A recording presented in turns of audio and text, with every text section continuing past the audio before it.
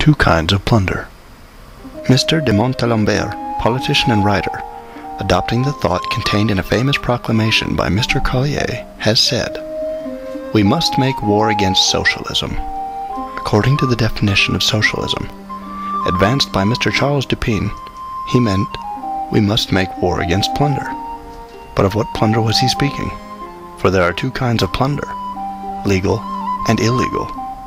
I do not think that illegal plunder, such as theft or swindling, which the penal code defines, anticipates, and punishes, can be called socialism. It is not this kind of plunder that systematically threatens the foundations of society. Anyway, the war against this kind of plunder has not waited for the command of these gentlemen. The war against illegal plunder has been fought since the beginning of the world, long before the Revolution of February 1848, long before the appearance of even socialism itself. France had provided police, judges, gendarmes, prisons, dungeons, and scaffolds for the purpose of fighting illegal plunder. The law itself conducts this war, and it is my wish and opinion that the law should always maintain this attitude toward plunder. The law defends plunder, but it does not always do this.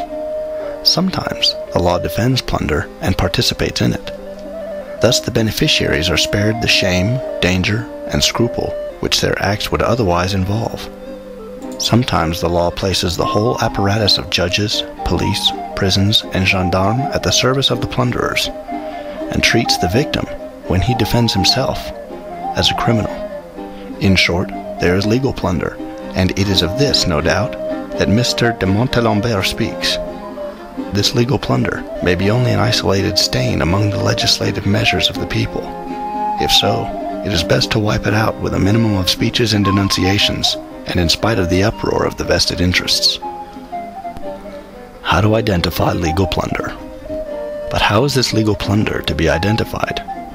Quite simply. See if the law takes from some persons what belongs to them, and gives it to other persons to whom it does not belong. See if the law benefits one citizen at the expense of another by doing what the citizen himself cannot do without committing a crime. Then abolish this law without delay, for it is not only an evil itself, but also it is a fertile source for further evils, because it invites reprisals. If such a law, which may be an isolated case, is not abolished immediately, it will spread, multiply, and develop into a system. The person who profits from this law will complain bitterly, defending his acquired rights.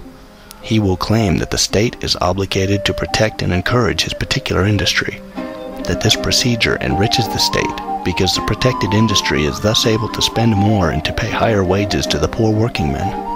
Do not listen to this sophistry by vested interests. The acceptance of these arguments will build legal plunder into a whole system. In fact, this has already occurred. The present-day delusion is an attempt to enrich everyone at the expense of everyone else, to make plunder universal under the pretense of organizing it.